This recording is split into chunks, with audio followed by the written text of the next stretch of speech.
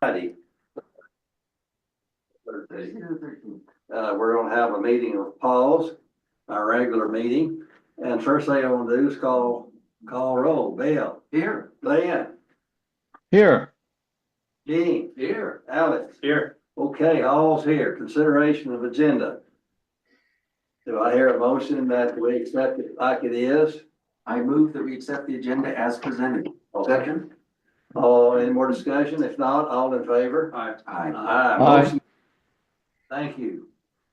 Approval of the minutes. Did everybody read their minutes? I would move to accept the minutes as presented. I'll second that. Motion's been made and seconded. Any more discussion? If not, all in favor? Aye. Motion carried. All right, public comment. Do we have anybody who wants to speak to the public? Are you gonna allow comments during these discussions? We might. Because I told them you might and you might not. Well, we can. Okay. Yeah, if we make a motion and Or they could speak now. yeah, which y'all rather do? Speak now? So you can get out of here? Sure, yeah. Okay, all right. Let's try it. Come right ahead. How's that? So I stand. Yeah. Usually I stand. Yeah. Yeah, so we, were notified really this week that you guys were potentially considering waiving the holding costs. And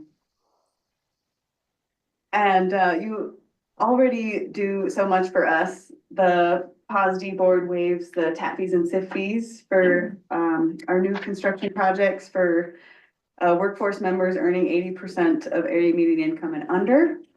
And I guess we want to, convey that we really appreciate it. And also the way that our pricing policy is structured, if we were to consider waiving the holding fees, that would be reflected in our home purchase price at the end of the day.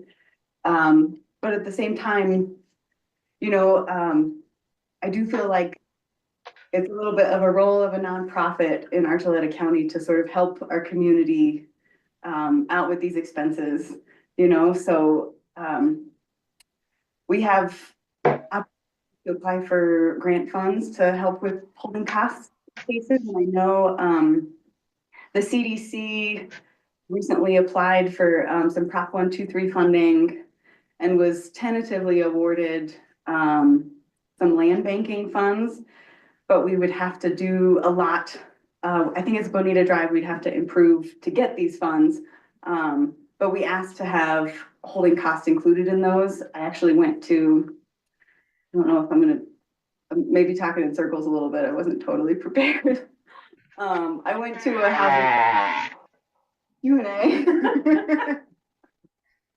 and had an opportunity to talk to Department of Housing directly about the land banking funds and if they could be utilized for holding costs like HOA fees or the utility access fees that we pay quarterly or annually. And the short answer was no, not at the moment. That's not what land banking funds are earmarked for with this Prop 123 funding. But they said they would be open to it. And it seemed like a lot of people in the audience working in affordable housing in other communities seconded my question, like it's a idea to be able to use land banking Prop 123 funds for holding costs like this. So those were the points I was going to make. Okay. So what are your holding costs come to?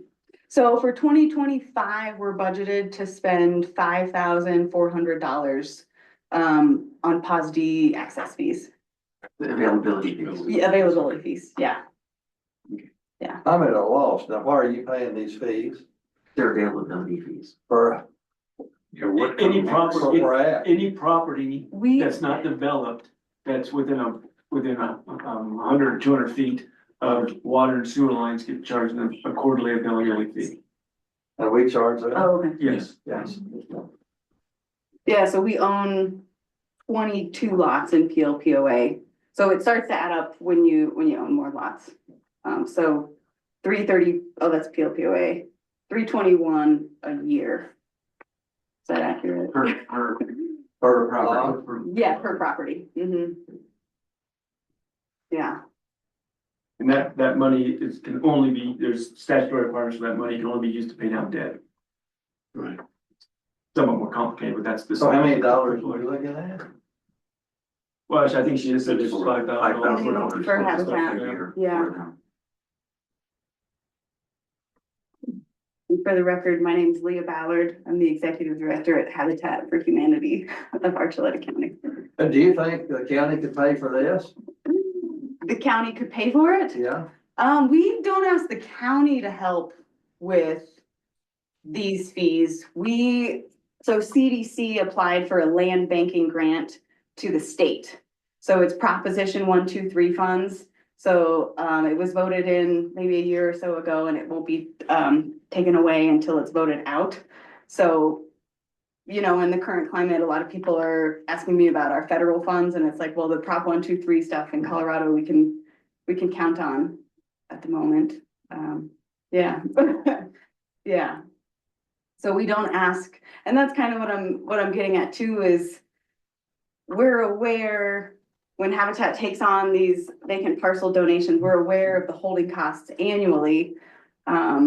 And thus far, we have felt like, that's our role in the community as a nonprofit. Like, yeah, we're getting these parcels donated to us for $0, but then we start paying the HOA dues, the access fees, and we're still paying property taxes too. We've actually got an application into the state to waive those as well, but we haven't historically asked for the holding fees to be waived. and you'd give the properties back to the county and say, we want them just as we need them? Well, we did in a way. They called us back in not too long ago. It was us, the CDC and Aspen House.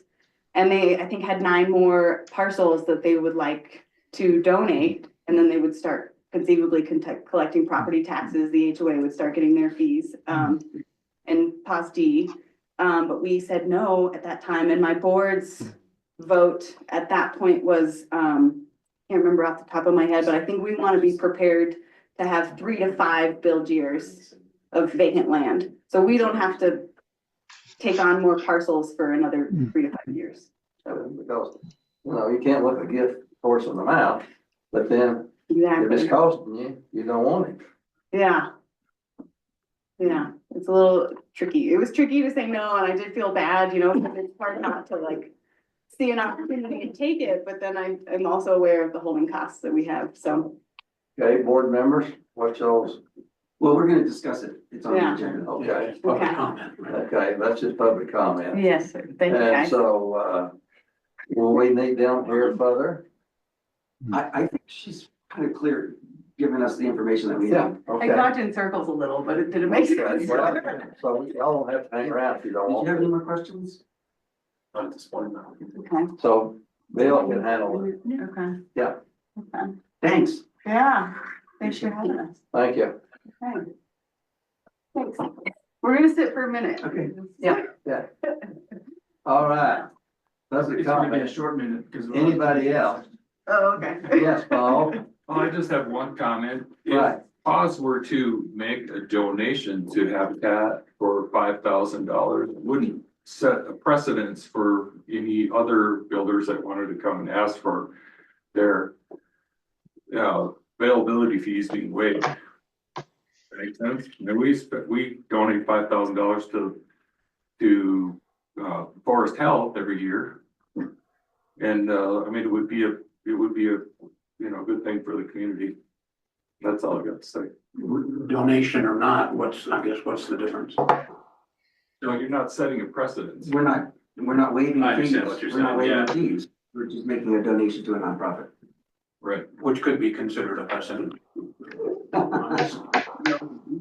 The Forest Health.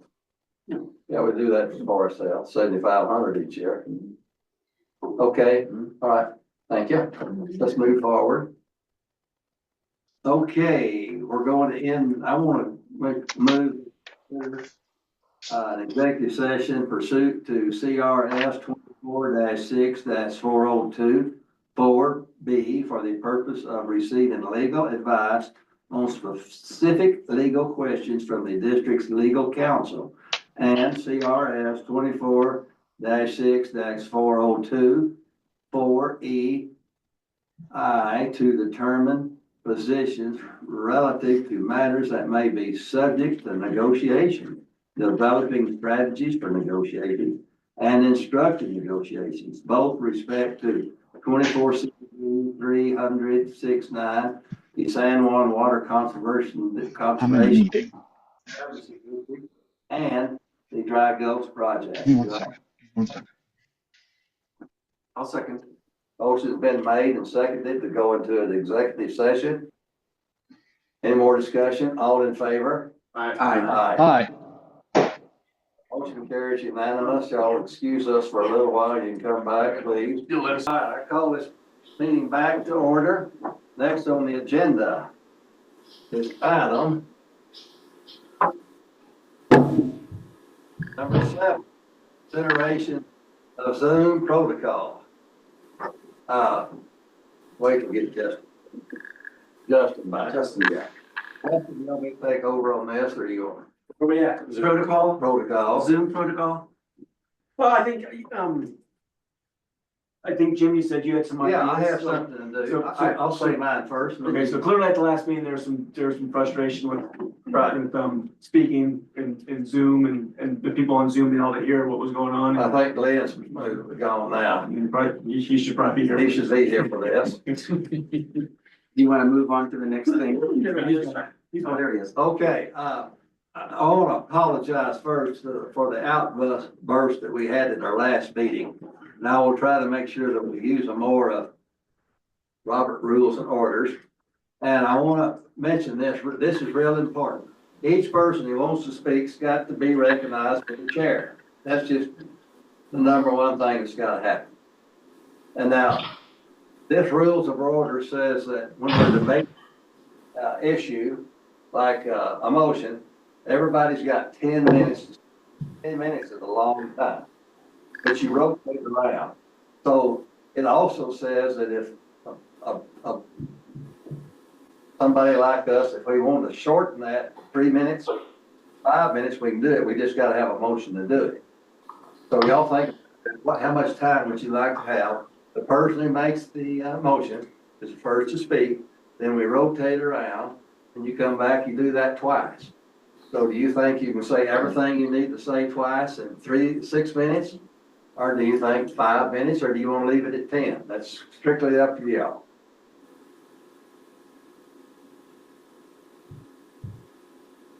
If whoever making a presentation is well versed on what they're trying to get across, I don't see why 3 minutes. You can get a lot of points across in 3 minutes. And you're saying that happens twice? Twice, that happens twice. So that's point around the horn and then rebuttal or Yeah, whatever? yeah.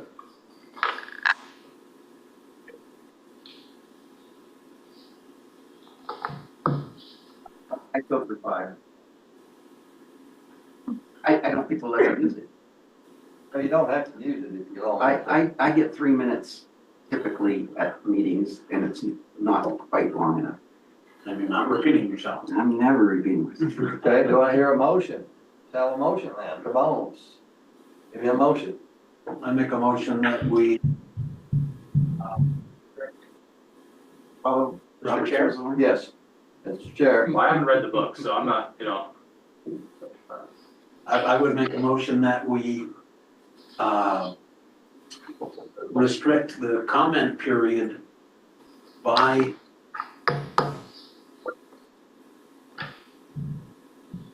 3 minutes on any given subject that we are discussing.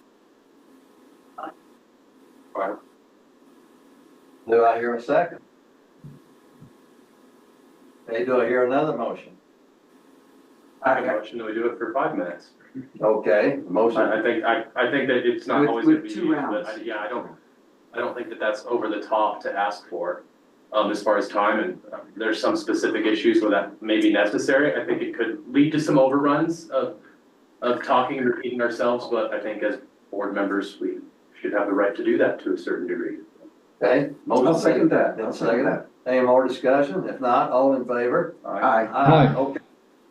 So then we'll Now, Justin, you wanna say some things about the protocol on Zoom? No, so it sounds like that should take care of it on Zoom and here, so basically, I want to make sure I understand what we're talking about here. Somebody, brings up an agenda item, and, so the person that brings up the agenda item can talk and explain what their agenda item is and do that.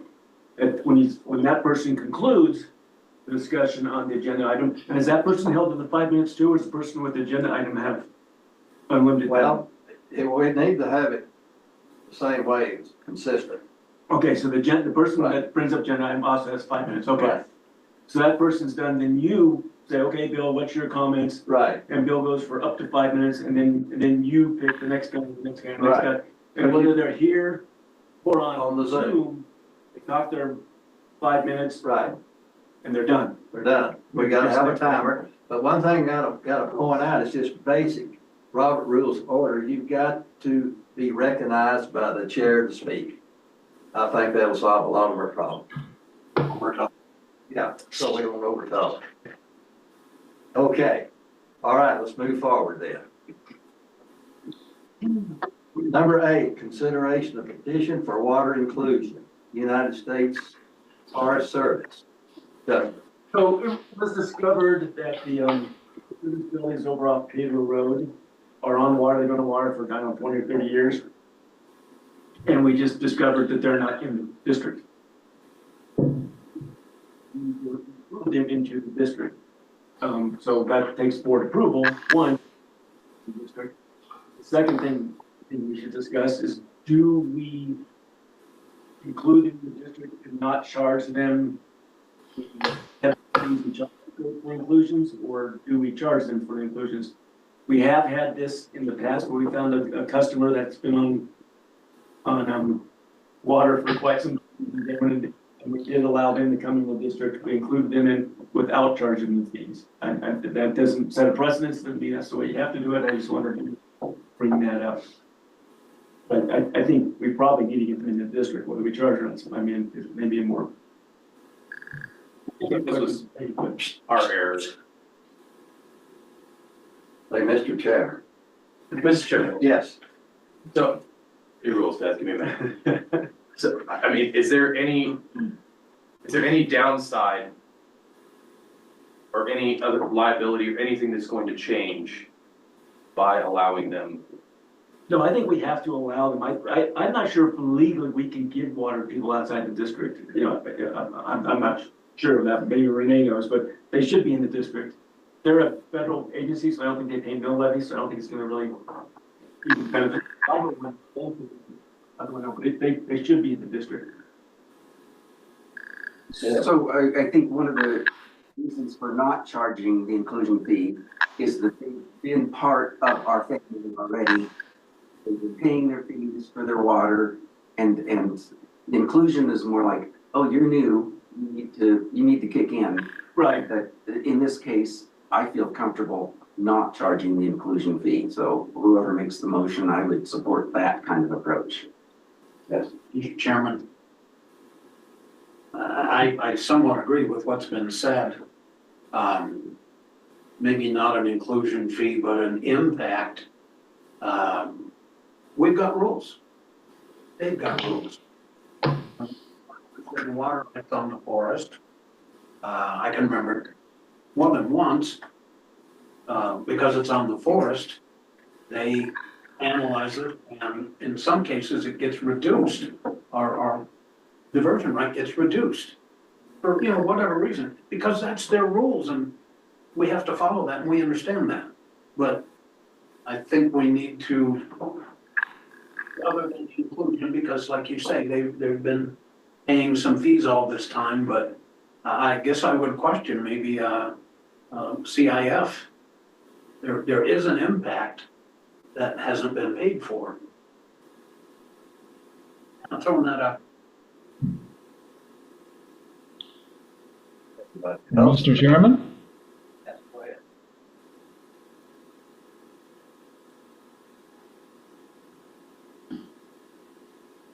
Go ahead, Yeah, go ahead.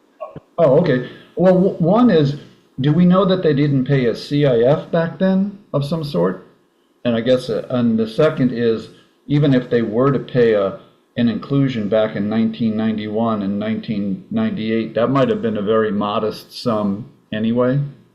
And I think we used to, like the town of Pagosa Springs, we never charged them for water back then. So I'm wondering if they had actually, if we had known they were outside the district, if that board had a policy then of charging the Forest Service. I would suspect that they didn't anyway, that they didn't actually evade any costs at that time. It's just an error. Now it's kind of a mapping error and we're just fixing it.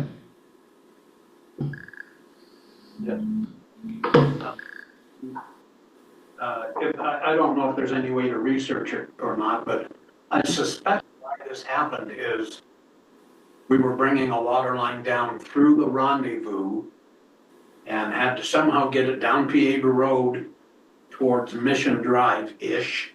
And I think we had to go through Forest Service property to either that or go all the way around them, which would have been much more expensive.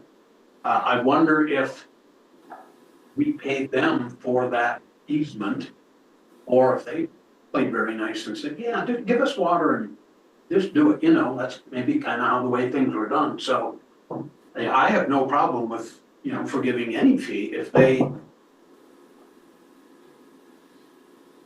know what I'm saying? I don't know if we've investigated, I don't know how much we saw, Renee, you may know that. Based on my tenure here, that happened a lot, so that's probably a very good likelihood that is what it was. It was like, on the back of a pickup tailgate, a couple guys shook hands on that, and all like, man, that's, tends to be. I would just, Mr. Chair, Yes, go ahead. if the board is interested in entertaining approving the petition for inclusion, staff should probably make sure that we have all the easements in place, if that was the case, Justin, because this may be an opportunity for us to document rather than having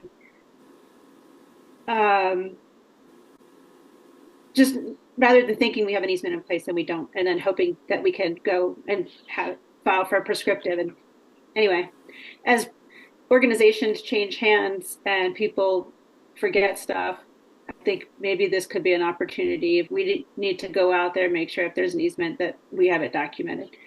So that would be my only comment. Thank you. It's probably a good idea. Also, it's harder to get a prescriptive easement on federal property. Mr. Chairman, Renee, that's a really good thought. Making sure that we have that easement. If not, it needs to be gotten. But also there's, probably very minimal costs, court costs, legal costs to get it through district court to get the inclusion to happen. Whether we want them to pay for that or we want to donate that time and that expense. I'm just saying, I think for us. Yes. Is that the situation? We have expenses if we include someone? We have legal expenses, Marcus would end up writing that up, and it would go to the court, whatever those are. They're nominal. This isn't $100. Yeah, I don't think anything's legal with an attorney's $100, but it's a couple $100, and then there's mapping things that are done with engineers and the county. So we're talking $500. Probably in that range, I guess. And Renee probably has a better idea, or you probably have a better idea. I would say that's an accurate estimate. The mapping fee would be not very much because it's mixed in with all the other mapping we do in a given year. So the legal would be the biggest piece. Maybe 253. Do you have a sense that they'd be comfortable paying those fees? I haven't talked to them, but I would. So what we would be leaving, I'm sorry, speaking out of turn. For clarity, I think what was discussed to be waived was not necessarily our clerical fees, but are the equity buy-in fees. Is that correct? Correct. And maybe what we do is we just do a pass-through fee. Whatever our costs are, they just pay that. If it's $258.32, that's what they pay. And if it's in that range. So that's, So I'd like to make, So currently, just for the board's edification, the minimum, what we have on our fee structure is minimum administrative cost of $1,000 with petition for inclusion. But I guess, Aaron, correct me if I'm wrong, it's a minimum of 1,000, but it's like Justin said, it's a pass-through. Yes. So we just pass along to them what the true cost was. That would hold. so I'd like, to make- Yes, I'd like to make a motion that we include the Forest Service properties, and request that they pay the administrative fees that we incur. and I'd add to that, if I were you, and assure that we have proper easements in place. And ensure that we do have the easements in place if there are easements through the property. okay, So that is included in my motion. all right, do I have a second? Second. Motion's been made and seconded. Do I have any more discussion? Mr. Chairman? Is that, I think Renee's giving us really wise counsel here. Is that in order that Renee wants us to do this in? Because I could see the value in actually, taking a look at actually what 2 CIFs and 2 inclusions would cost, and then waiving those in exchange for easements or some other consideration that we would like in return. That's very reasonable, not that we're not. So is this the order, is this, that's order fine if we approve it with the understanding that you'll be happy that the easements are in place? That's a very good point. Justin, what is your experience with the Forest Service? Would it be best for us to make sure all the easements are in place prior to the board approving the petition? Or do you think right now we have a good working relationship with them that we could trust that the board approved it with the assumption that they will work with us and get these easements if they need to be executed and put in place? What are you thinking? I think we could write up the inclusion, the state that they'll pay any fees, and it's dependent upon us receiving any necessary easements for the water line. So if they say no, that means the inclusion's out. So the petition for inclusion is contingent upon receiving it's up to the board. I prefer Glenn's route, just because I am a creature of process, but if Justin feels that the working relationship with the Forest Service is such that we would be covered. I don't have a relationship, so I can't say that. I was doing that just for brevity, but if we want to have it in two parts, it's fine. I like the way you said it, personally. So I amend my motion. To proceed as described by Justin, that the write-up for the inclusion include their understanding that they'll pay the fees, and that easements will be, I don't remember. To provide us with any necessary easements. And I would also say, if they say no, we're still giving them water. Yeah, I don't see him saying no. I can't see that happening, but, Well, Mr. Chairman, if it does, I think we'll deal with it at the time. Chances of it happening are Okay. so that's my motion. Okay, do I hear a second to the amendment? second. Okay, motion's been made and is amended. Okay, well, do we need to repeat that? We don't need to repeat it, any more Does that discussion? sound clear, Renee? Renee, Yes, is that? that's very clear. Thank you. Okay, all in favor, say aye. Aye. Aye. Aye. Aye. Motion carries 100%, thank you. All right, number 9. Consideration of 2025 commission charges adjustments to other non-rate revenue. Who's gonna speak on this, Aaron? Okay. Commissioner present. Yes, sir. So I'd like to point the board to the public, notice of public meeting that was included in the packet. Walk through that additional document. Provides all the connection and other change and modify each year. So the public meeting, notice of public meeting document speaks to water charges, water rates, fill station charges, water availability fees. Within that water charges category, all of those fees have gone up 3% as prescribed. So that's all consistent with what we've talked about and what we've budgeted for. In the second category, that's wastewater charges. The monthly service charge and short-term rental fees have been increased 10% as discussed and as budgeted for. The wastewater availability and the hauler charges are increased at 30% as well. Right. That'd be $5.18 a gallon increase. Correct. Okay. That gallon or 1,000 gallons? That's 100 gallons. 100 gallons. Yeah, very good. The next category there are capital investment fees. Each of those have been grown 3% as prescribed and budgeted for. Question. Sure. The waste hauler charge is up 30%. Mhm. But shouldn't it be 40%? Because we did 30 and then fit 10? I mean, did we forget to include them at the last increase? No. Is that why we're doing They 30? increased at the last one. Oh, we did increase it, Yeah. yes, okay. Yep. Okay. Yep. Great. Any other questions? Okay. If not, I'll move to the next couple of pages.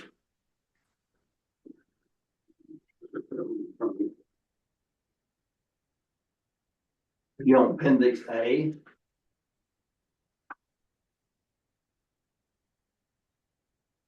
To be this document right here. It's got the red line. That's on it. Appendix A. Appendix A. Yeah, sorry about I that. don't have red lines. So this is, some of this is gonna be repetitive. It gets into the monthly availability fees, the service charges, at the top. So those are gonna be repetitive from the document that we just reviewed, but this goes further into, Like it says Carl Young is in the waiting room, but I'm not seeing him in the waiting room.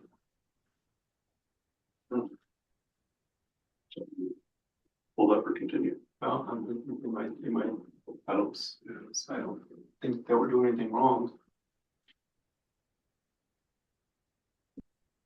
he would be kind of Yeah. a practice there. Okay.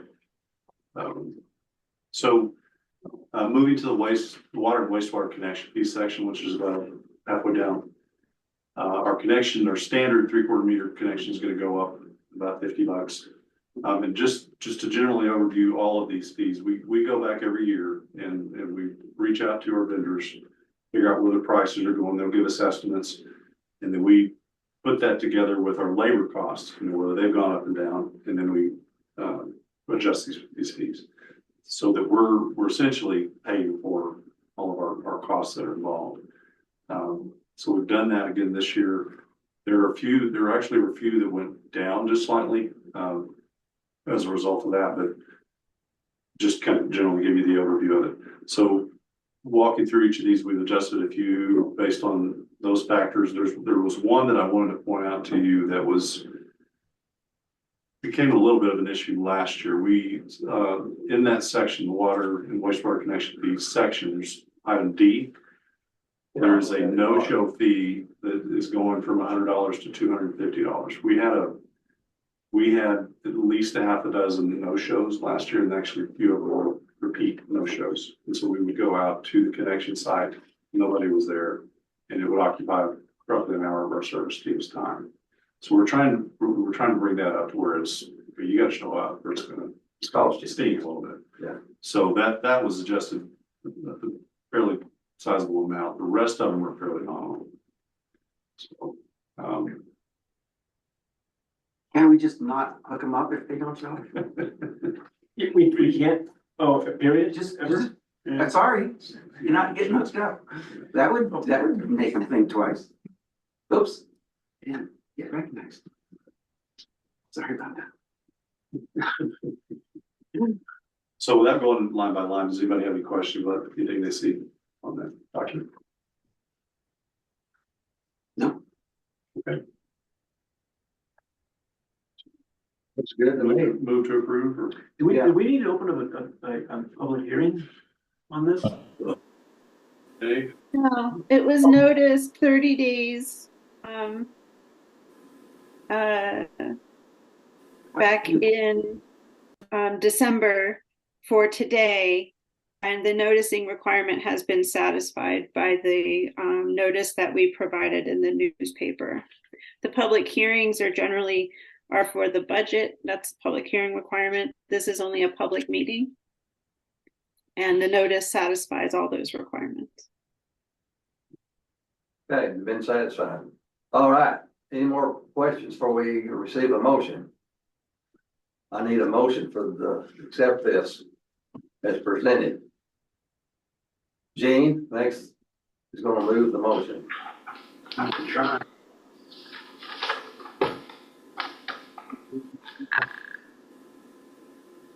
That we, accept the 2025 connection charges and adjustments to other non-net rate revenues. All right, do I have a second? I'll second.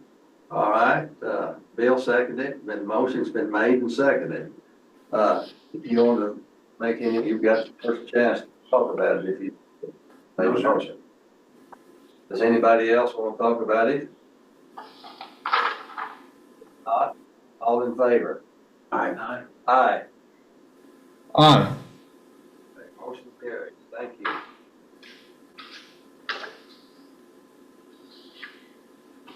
Now then, discussion regarding Vista WWTV account expansion. Consideration of water availability Number 10. presentation. Oh, I'm sorry, number 10, I'm sorry. Consideration of water availability. District engineer, Matt. So I think at the last meeting, I brought up that I'd been approached by a couple different entities that wanted to know how we'd be able to give a presentation on what our water situation is. We discussed it and said, sure, but it should be approved by you guys and by Marcus. So I put something together in your packet. It's pretty much just what it is. It's just facts. I think we wanted to approve that, but I think it also may be beneficial, especially if Joe and or Gene or anybody's going to talk other presentations, because Gene put together a small presentation too. We're binding those together so we both have the same presentation, and we can always get together and go over where I came up with my numbers and like behind the scenes facts I was going to give if we want to do that. But that's just a thought. Yes, Bill. So Gene and I worked on a PowerPoint, and I really like what you put together. I mean, I think that's really good information. And we sort of felt like we wanted to get staff out of it so that you could do important things rather than the stuff that we could. So I would love to work with Gene and take what you did, get it into our PowerPoint, because Gene's volunteered to do presentations. So whoever's contacted you, you just pass that on to Gene. I think the county commissioners have asked possibly for a presentation, outdoor club, I think. And the realtors, one of the realtors. And the realtors maybe.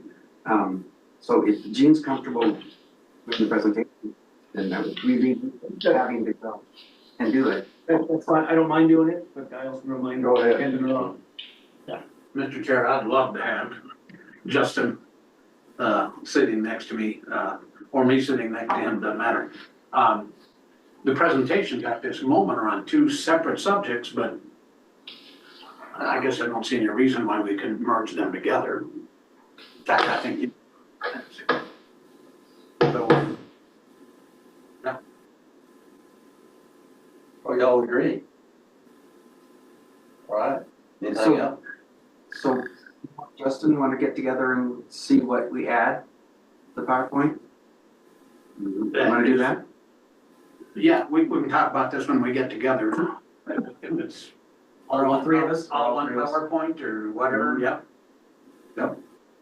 We can do that. So to be clear, is this something that,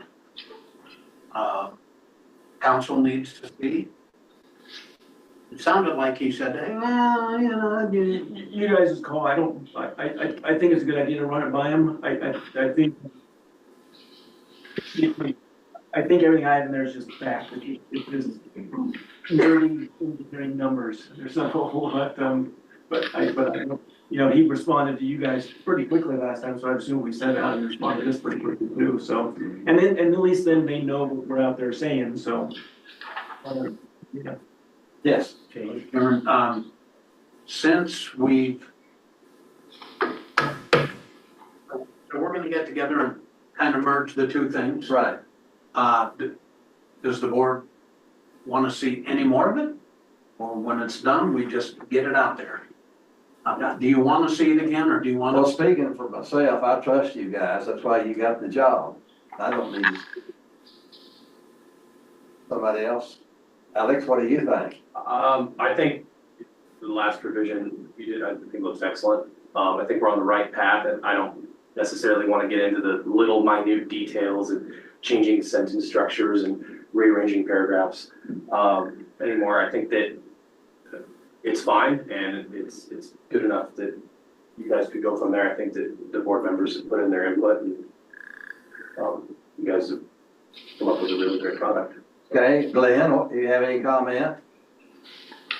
Oh, just, I think, you know, as you're approached, maybe you could make decisions about who might be the best. Once you've settled on a presentation, you might make decisions about who would be the best presenter given the population or the organization that you're addressing. I think there will be some very specific ones where having Justin as, you know, one of the preeminent water engineers in the state, building one of the biggest projects in the state, he just carries an authority that none of us do. So I think I could see some critical presentations where you might decide that, you know, Justin might be the go-to person. And I was just looking, just one question for Justin is, I'm just looking at these water rights and trying to put them in context. Like, on the West Fork, we have, I mean, on 4 Mile, we have 13.7 CFS, but we know that's seasonal.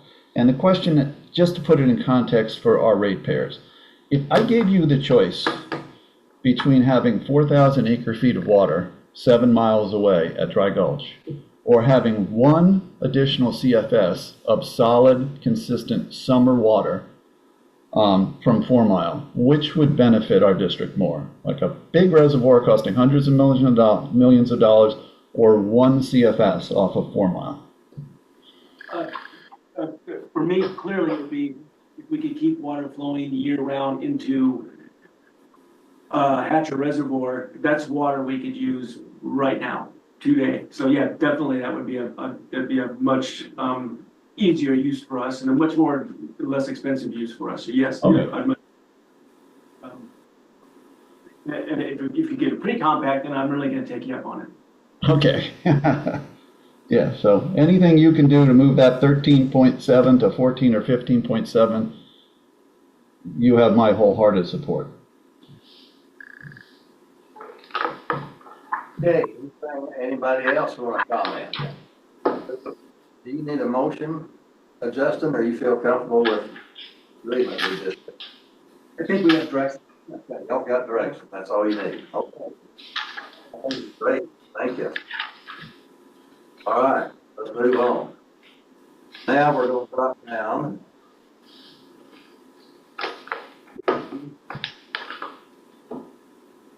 Item 12, 11, there we go. Discussion regarding Vista WWTB campus expansion. So as you, I'll take the lead on that. Okay, As everybody's aware, we had Plumber do somewhat of a feasibility study of turning the pipe around. So instead of pumping water up here to our Vista plant, see what it would take to turn the water around and build a new plant down at the Yamaguchi Park area. The final report's not in, but we got a final draft, which is 99% done. And the cost, their engineers estimated cost of turning that pipe around, which would include adding 2 other pipes in parallel, was $60 million.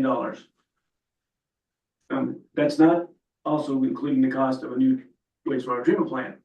So, I'm not saying we should just throw that out. I think that's good information to keep in our pocket, but we may want to look at other options. And Gene had brought up another option of possibly purchasing some of the vacant land around our existing campus, which is owned by one family, and possibly just expanding the plant up here and not spending $16 million to turn the pipe around plus a new plant. So, I'll now turn it over to Gene. That's okay, because he has Yes, been yeah. in contact with the property owner. Mr. Gene, Chairman, take over. about 2 hours ago, I contacted him again, and Mr. Turk is elderly. His health isn't all that great. And he's having trouble getting a hold of his son. That the parcel of property, which I think maybe some of you have seen, it's a rather large parcel. It's 230 some odd acres. It starts here, goes all the way behind Vista, and then goes into Martinez Canyon or Stolzheimer, whatever you want to call it. Of course, all we would like, I think, would be either a portion or this parcel, which is roughly 17 acres. So the property is in a family trust. And he's trying to get a hold of his son, and when he does, he'll have the son get a hold of us and we'll meet. So it's just still out there. He seems to be very open to the idea, but because it's in a trust and his kids need to be involved, that's where we're at. And for those of you who don't know it, it just seems like a good option because the last manhole that everybody, including the town, including Hatcher, anybody who gets sewer service from us, including the town, comes to that manhole at the beginning of Lynn Avenue. And so really, we're talking 200 feet away is whatever expansion we might do should be able to fit there. And, I came up with some thoughts. For instance, we know we have an I&I problem and we're working on that. But it's the same problem that I think the town has right now. When they have I&I, they're paying La Plata Electric good money to pump water in a sewer line up for here for us to treat. Well, turn the pipeline around, same thing. Only worse in our instance because we're treating more wastewater. So we'd be pumping. And it's funny, what do you mean pumping, Gene? Downtown's down here and we're up here. We don't have to pump. Well, yes, we do. There's topography and everything in the middle. And so we'd be spending a lot of money on electricity to pump Mother Nature's water downtown. Doesn't make sense. The other thing I think that makes this, if it turns out a reasonable option is, if a new plant was built downtown, unfortunately, we still have to operate this plant at a very reduced rate. But there's water rights downstream that we're obligated to feed that stream some of our wastewater. That seems silly to run 2 plants, a tiny one here and a big one down there. But if we go with this option, it's all right here. So I will keep you posted, or Justin will keep you posted on any correspondence between the owner and go from there. Bill? That's interesting information. The reason that we started the conversation with the town about could we turn the pipeline around was we were possibly not gonna have to do this upgrade to the Vista plant because we could tell, Colorado Public Health that, wait a minute, we're going in a different direction here. We're gonna pump this downhill and we're gonna put it in the San Juan River, which is not a river of concern, which is the reason that we have to do all this, because it's going into the Piedra. So that's, No, this water is going into the Piedra, which is a river of concern, so that's why we're spending $10 million. So now we're spending the $10 million. It's not as big an issue, it seems like, to even consider it. Because we're already halfway into building it. But I don't understand, are we really looking at enlarging the sewer plant? I mean, I can answer the question. We got two regulatory requirements, Reg 85 and Reg 31. The upgrades we're doing in the plant right now are Reg 85 requirements. And that's based on the fact that we discharge into the Piedra River. And those are due, we're actually under that compliance right now. We're not meeting those compliance because the plant's not built. We're working on that right now. Reg 31 is completely separate. That rule is coming and there's not enough upgrades to this plant we could do to meet Reg 31. Reg 31 is just coming. We're not under a compliance order yet. We just know it's coming. So one of the options was to look and see if we got to build a whole new plant for Reg 31 is an option to go downtown and turn this around. That's what we looked at. Even if we build up here, it's not going to be an upgrade to that plant. It's going to be a brand new plant and that one will be bulldozed because that plant was not designed to meet that level of treatment that they're going to require in Reg 31 when it hits us. Gene, Mr. Chairman, I guess a question for Justin. Let's say that this property turns out that we can obtain it. Rather quickly. Is anything that we're doing to the Vista complex right now, would it benefit by having more real estate to put any improvements on? To meet Reg 85? No. Okay. No. The plans are 90% done. It's all fit in our little packaged area right there. But no, it wouldn't have any benefit. yeah, Mr. Chair? yes, go ahead. I think to me, I was always just afraid that the 7 million gallon a day plant down there would run up over 100 million. And now that we know just turning around the pipe is going to cost 60 million, it just doesn't seem like a plausible project. I think we need to tell the town, and I'm sure the town is going to get the report as well, but it seems to me that they're going to have to make some choices, like they're going to have to really optimize their pumping system, one, if they want to accommodate the next 30 years of growth down there, or consider their own independent plant. But boy, the 60 million just to turn around the pipeline seems to kind of put that project to bed, at least in my mind, so. Chairman? Yeah. I couldn't agree more with Glenn. I'm trying to think of not just our customers, but our maybe potential customers in the future. A new plant downtown is gonna cost 150 million or something like that. If we can do what we need to do to meet Reg 31 for half or a third of that price on this property, we're not only saving our customers money, we're saving, the town of Pagosa is paying, what, 25% of the cost? So anytime we would, that to me is a win-win. Yes, Justin. Yeah, and I'm gonna sit down and probably go to lunch with Steve and kind of get where it is. I was bored by that number. That seems like but it kind of makes the number of the pipe crossing into the highway not look so bad now. But if I talk with him and let's say he's off by 10 million, still $50 million. I mean, it doesn't.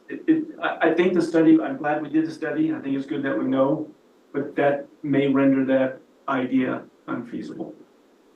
Gene? And I'm not sure at this level of conceptuality, if Steve is aware, there are easement issues.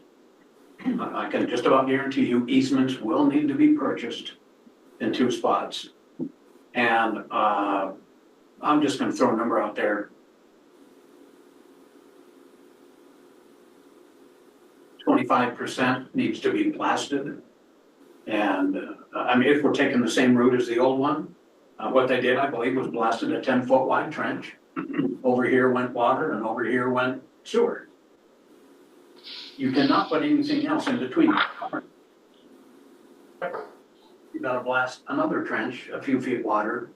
It's gonna be very, very expensive, and I don't know if their conceptual, estimate of probable cost included stuff like that, which, I talked to Steve about that, it did not include easements. But it did include the last one. blasting and all that, but it did not include easements, and easements will be an issue when it goes through some properties where they're not gonna be happy that we're there.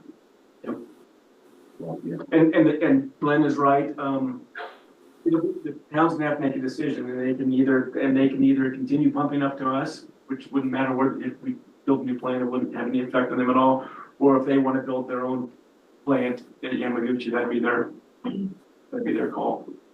If they continue to do the good work they're doing on I&I reduction, like the one under Cave Creek, I've heard them say that's 30% of their I&I right there, so I think they're helping themselves reduce, their current cost just by being diligent. Okay. Good report. Good report, yes. All right, thank you. All right, let's go down to discussion of availability fees in regard to housing organizations, Habitat and CDC. Bill, did you? I want to discuss that. So we got a presentation from Leah. And I heard comments from Emily, who's the executive director for CBC, that they are paying availability fees. They're also paying PLPOA fees. They're also paying other fees for having these vacant properties that someday they're going to build housing on. And so I wanted to bring that up to the board. Do we want to waive those fees for a nonprofit that's holding property someday will have affordable housing on it? And it sounds like from what Leah said and from what Emily said, they're going after grants right now. So I don't think it's an issue for us to worry about, because they're going to try and find grants to pay those fees. And then we need them providing service. So so I would say that we don't need to talk about this any further at this point until we find out, were they not able to get the grants, then we might want to bring it up again. Gene? I agree, Mr. Chair. I just wish other entities like PLPOA and others would play the game, or play the, everybody comes to us and wants forgiveness, and I think we've done a fairly good job as best we can staying fiscally responsible, and the last number I heard, I think, was $1.38 million that we have waived already. And it would just be wonderful to see other entities realize that as well. Enough said. Good comment. Okay, anything else on that, That's all Bill? I have. Okay, let's move forward. All right, discussion of wastewater waivers with regard to private home builders who meet income guidelines. And I can Bill can take that. So I was contacted by a former resident hoping to move back, but he said his son is hoping to build a house on a vacant lot in the Pause district. Does our waiver a family that is below 80% AMI that is building their own house? And I'm not clear that we've ever made a decision about that. It seems like we've been aimed at nonprofits that are doing it, or like Timberline, contractors that are building housing. But I don't think we've ever talked about, if you're a low-income family and you're building a small house on your property, are we willing to waive that if you create a deed restriction that if you ever sell the house, it goes to somebody at 80% or below? just like CDC does and just like Habitat does. And I just tossing that out there because we haven't really ever talked about it. Yes,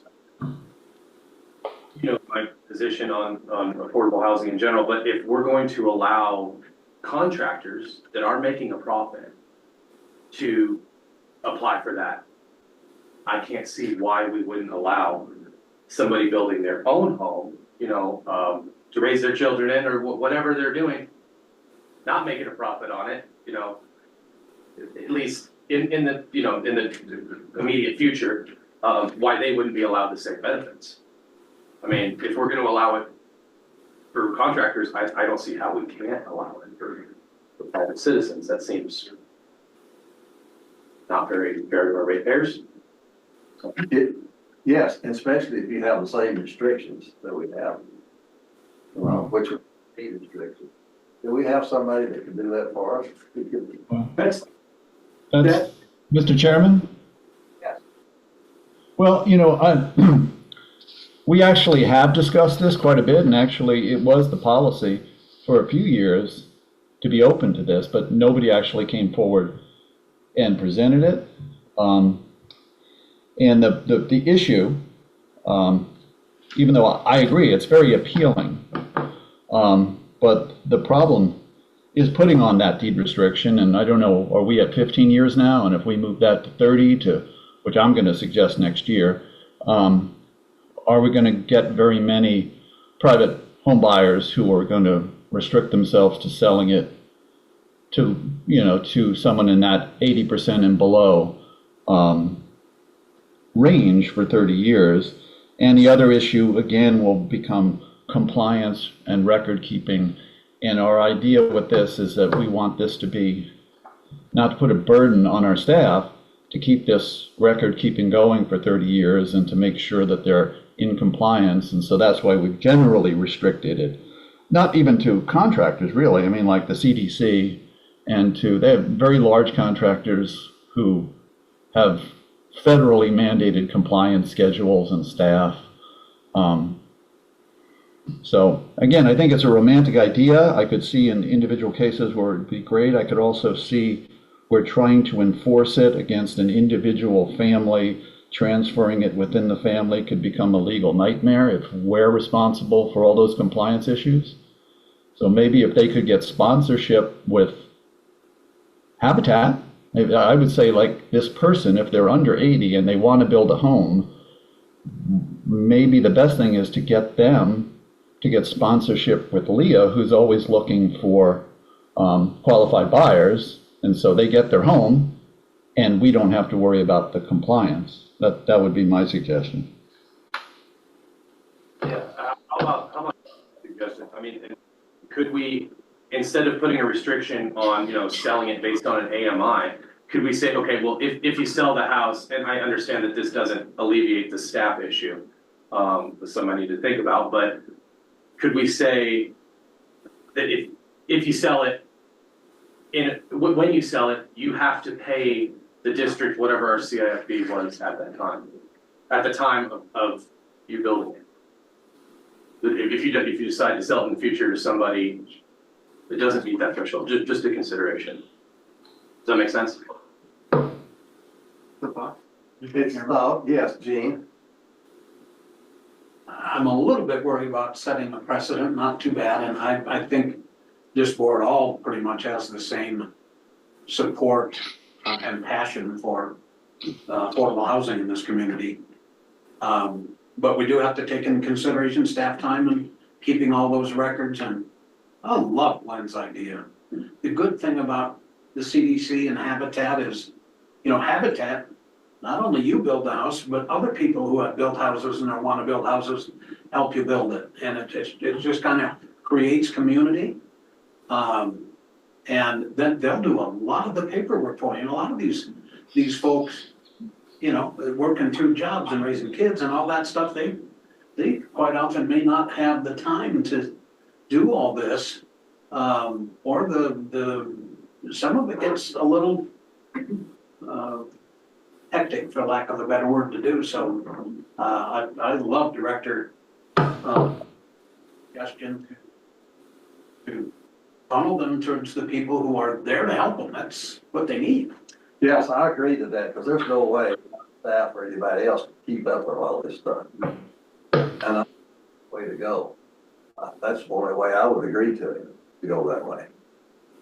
Yes, And anything outside of that, I would actually prefer, would like to see what our previous discussions and motions and regulations are. Like Glenn said, we have discussed it before. Well, their discussion and action are two different things. Right. So I'd like to do a little more homework. okay. If we're not going to send them to CDC and Habitat. Well, do we need a motion, Bill? So I'm gonna respond to the person that got a hold of me and give them that advice. Right. That they talk with Habitat and see if they can work something out with Habitat. And I think that's a great idea. Yeah. And then we don't have to be We don't involved. have to be involved with it. Okay, let's move forward. Thank y'all. All right, discussion of the next steps in public outreach campaign. Okay, I think we've kind of discussed it. next step is get together and. So I think if everybody's okay with the webpage, I think that can go live. And then the three of us will get together for presentation stuff. So we discussed the PowerPoint, but we haven't discussed how do we get people to go to the website? And Glenn had brought up the idea that we maybe take an ad out in the sun and it has the address and maybe a little bit of information and the address to the webpage. We can work on that. And so the three of us could work on that too? Or Gene and I can work on that? Do you want to be involved in that? No, I think for an ad, just put together what you want, Yeah. an ad and get a hold of me and we'll put it in the paper. Okay, Yeah, your graphics. we'll work on that. We'll work on that. Okay, real good. Sounds good, thank you.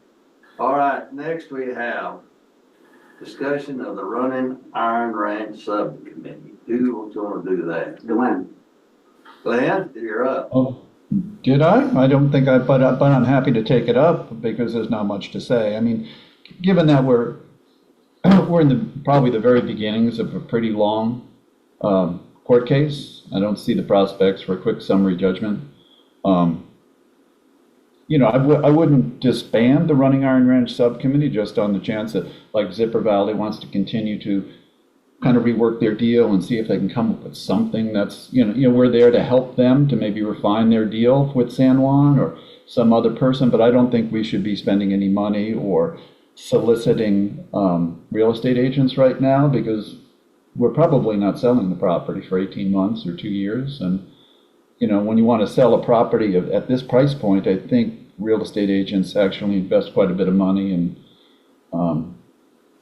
drone video and all, and then they have to take out fairly expensive advertisements and kind of boutique publications. And I don't think anyone's going to want to do that until we know that we can actually sell the property.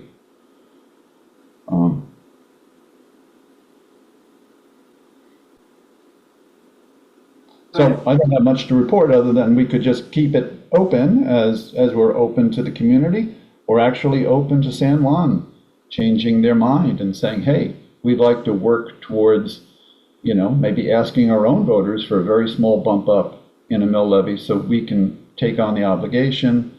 But I don't think we're going to be very active or assertive. We're just going to be responsive.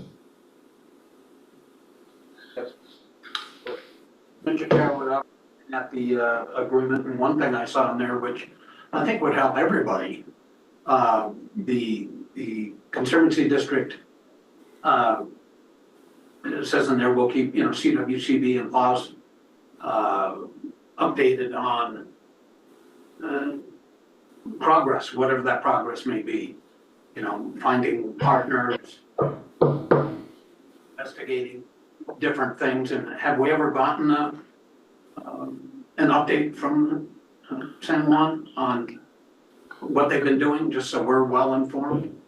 Well, just in a big, Mr. Chairman, just just to keep two things in mind, and I know I'm beating two dead donkeys or whatever, but in the more or less 10 years since we agreed to the partner approach, San Juan has not forwarded to us a single name or a single communication of a potential serious partner.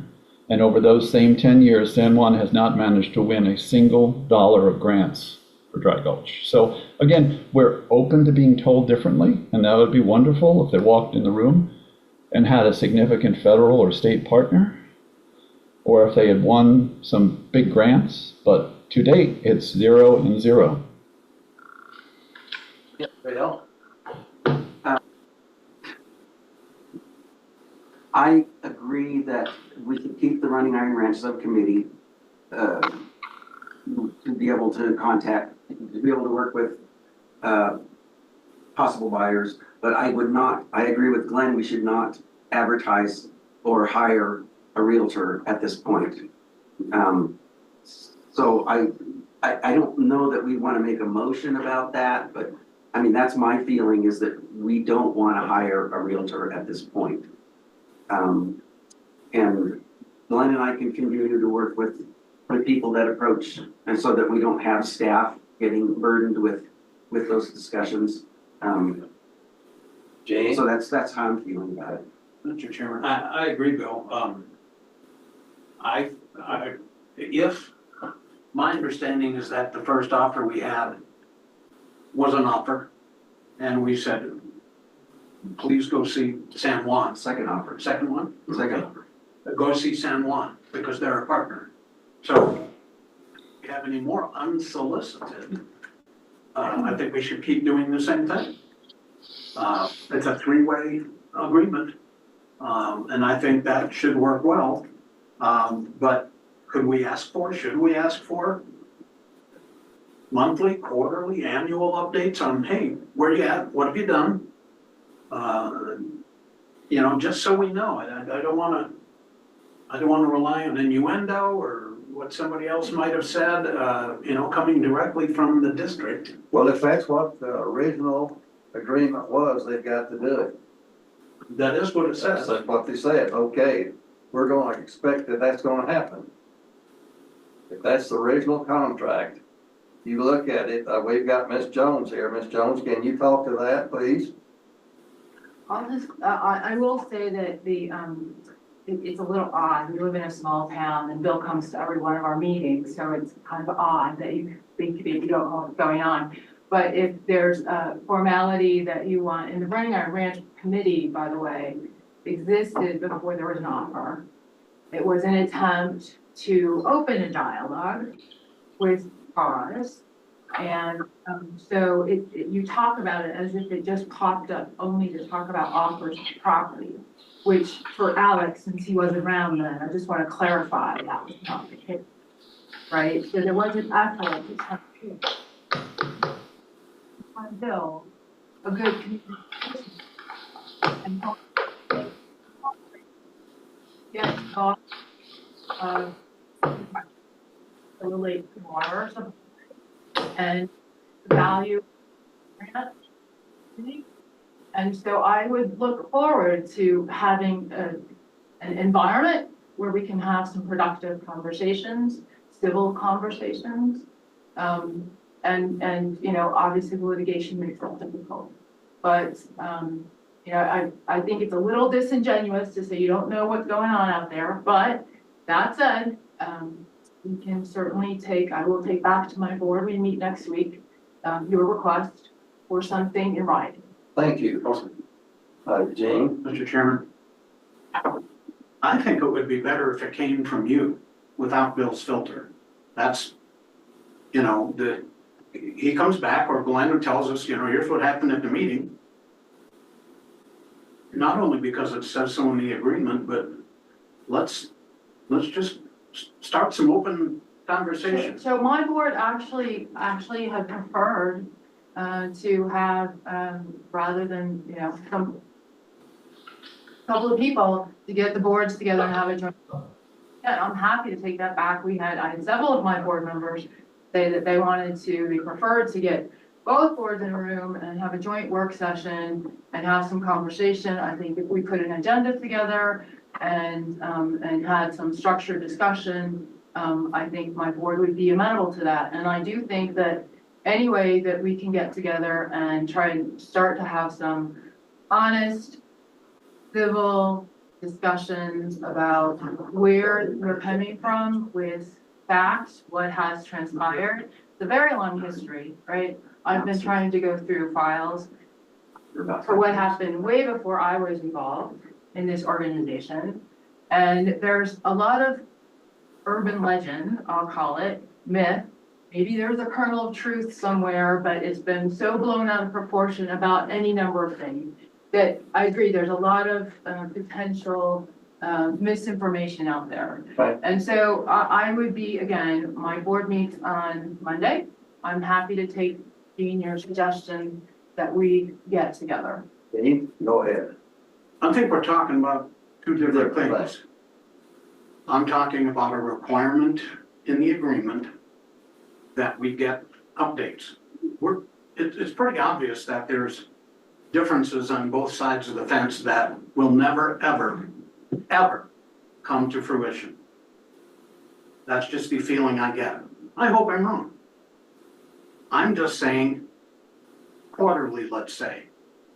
You put something together, you email it to the board and say, we've done this, this, and this. No response on this one. We tried this, this, and this. This is what we're gonna try next. That's just a report. Yeah, I'm happy to take that back and have that conversation about whether we want to formalize it that way or some other way.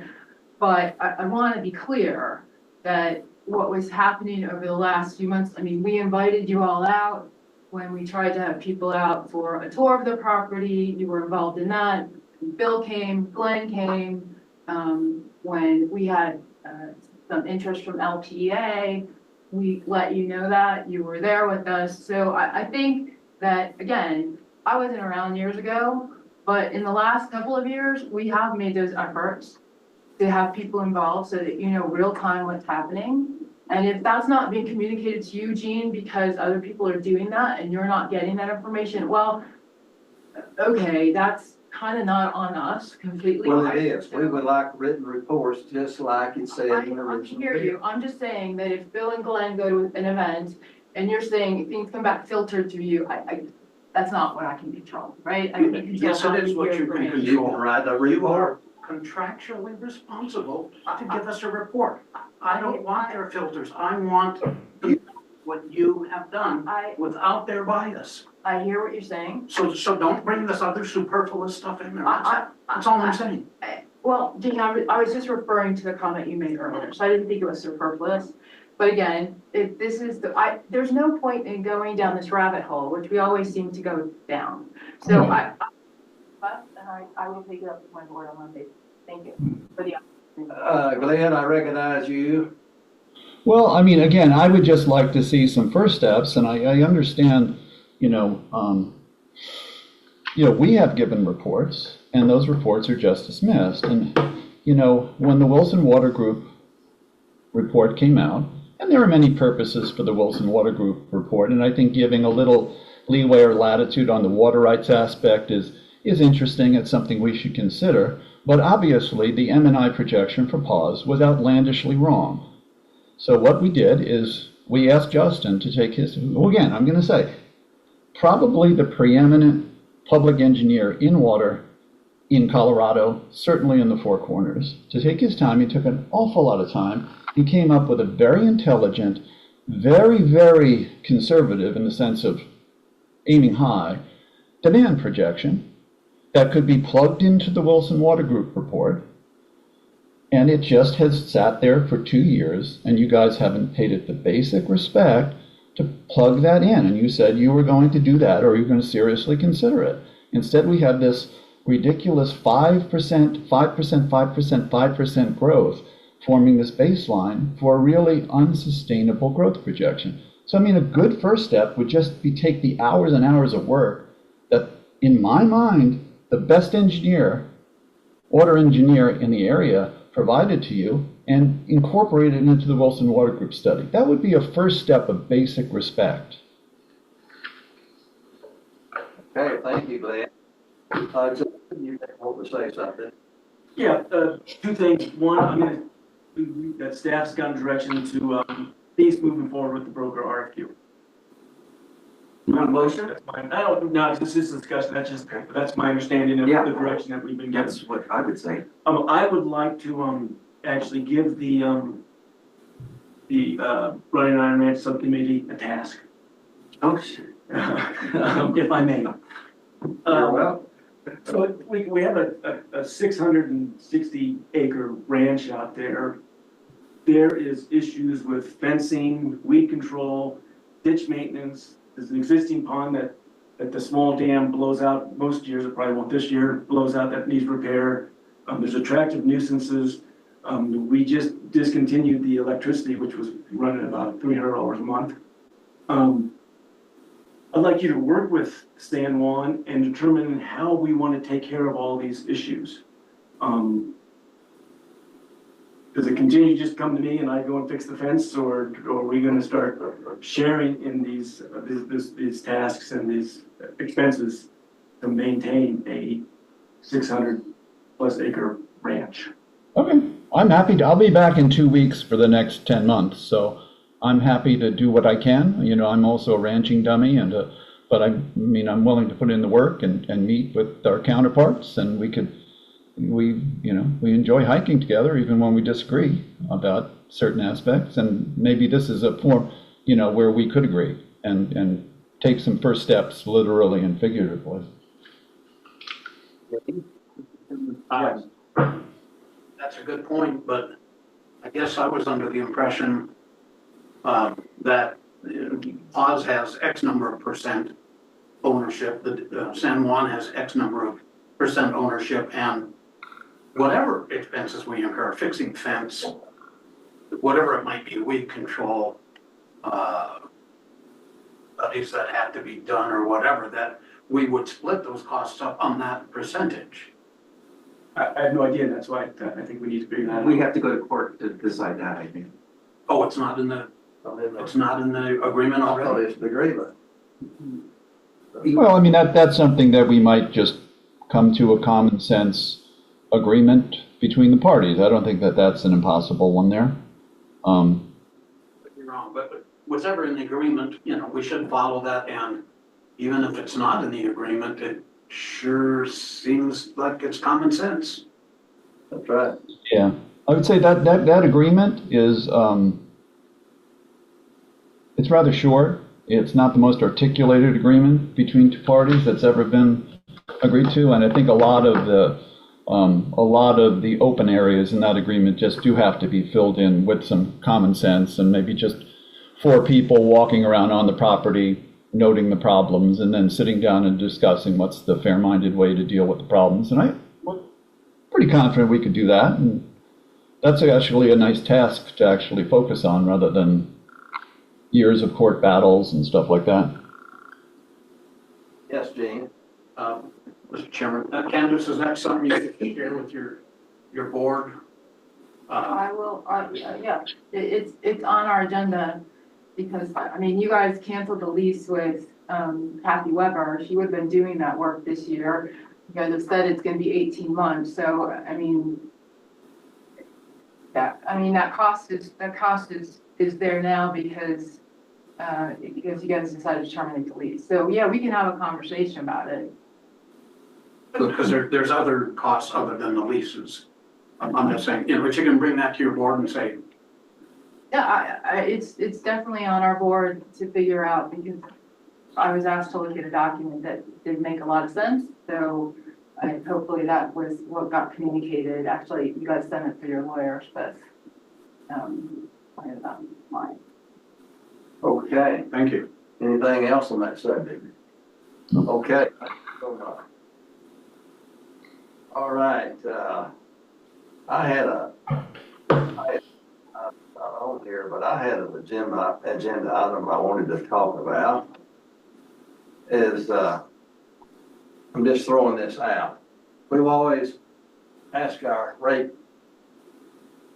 customers, what you like, what you want to do. Well, what about doing a survey? How much are you willing to pay a month for capital investment fees we give away to these low-income housing things. Would the board like to send out some kind of survey, be interested? Would you want to pay $0 a month, or would you be willing to pay $3 a month? Or would you be able to want to pay $6 a month? But give us some idea, do you think that Paul's needs to be doing this?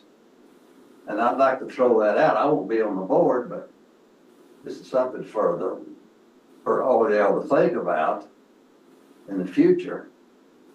So we could do that survey several ways. I talked to Gene, I talked a little bit to Renee, and you could do, we're gonna have a vote coming up. Ballot, we're gonna spend some like $40,000 to have this. We could put that question there, real simple, in that, and we'd get it back probably because it is a vote. And, also, we've done that before. The last time we had a election like that, we put in the Tabor.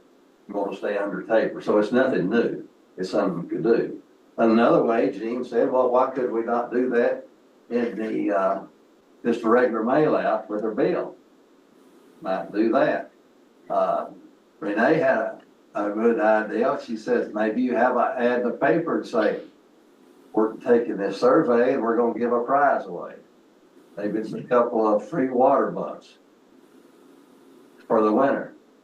Would you put your name in the pot to be sure and vote on this? You know, but this, all I'm asking, what do y'all think about surveying our customers on this? Oh, Mr. Chairman? Yeah. Yeah, I mean, in general, I really support consulting the customers, and I think we probably should do more often than we do, actually. We do actually approve some discretionary items, big ticket items, when we don't actually consult them. I don't think we'd be able to, I think the ballot question for Tabor is an actual standard ballot question. It's very legally defined. It requires very complicated, so that's not like this, because this would be kind of a different animal. Whether it would actually, it would have influence to me as a board member, because I'd read the results and I'd adhere to them. I don't know that it would have legal standing. I don't know if referendum in special districts would work like that. And the other thing is, I think the ballot language for this election has to be settled by March 7th. So if we were to have a meeting in March to determine to go forward, we would already be past the ballot. But, if we wanted to develop a simple question, like I would do it policy-based, just say, the board is doing this. Do you support extending waivers for workforce housing for 80% AMI and below? 80% AMI to 100% AMI? Or no, I do not believe, and very fair wording. And I think we could just send that out with a self-addressed envelope, and then maybe put an ad in the Sun saying, hey, you're going to be receiving this, and we'd really like to get your input. And it would be cheaper, because we may not even have an election. I don't know. I haven't heard. It could be that we only have 3 candidates, in which case we'd be spending $40,000, $50,000, and it would be complicated because you'd have to then have different ballots going. You'd have to have 2 ballot questions for water and wastewater. You'd have to have 2 going to District 1 people, 1 going to District 2 people. Whereas I think we could do it cheaper, just sending a self-addressed envelope with a single sheet telling them what we're doing. And do you agree with this part of what we're doing? Do you agree with this part of what we're doing? Or do you disagree with the whole thing? And I think it's a great idea. I'd love to get the feedback. Yeah, Bill? I would hesitate to do this, because I think 90% of the people who would get this don't know what AMI is. I think our board understands what AMI is and what 80% AMI is. I think our board understands that, and I think people that come to the meetings regularly or Zoom into the meetings understand how affordable housing works and what the impacts are on our community. But when you send out a technical question to people who aren't aware, they're gonna be guessing. They should know what they're voting on. So that's the issue I would have with doing that. Yeah, I agree with you. That's why I'm saying, would you be interested if your bill goes up $2 or $3 a month, $7? Understand that. But no, they can't, because they don't know what the money's going to. Will you explain what it's going for? Well, It's going investments, that were given away free. well, Mr. Chairman? Wait, you're out of order. Hey, Mr. Chairman, when we're doing this PR stuff we're working on, we tried to stick to the KISS principle. right, keep it simple. I agree, Bill. People know 50 and AMI and all that means. I think they need to trust us and other entities that have used that, you know, Habitat and CDC and all that. I think keeping it simple should include your customer. Do you know that you already pay it? If I'm correct, we have an affordable housing water surcharge for water and wastewater. Right. We just approved $1.87 per month, I believe, for water, correct? Yes, And $3.57 for wastewater. So here's what you're paying right now. What we're proposing, whether it be a vote or an ad in the paper or in the billing,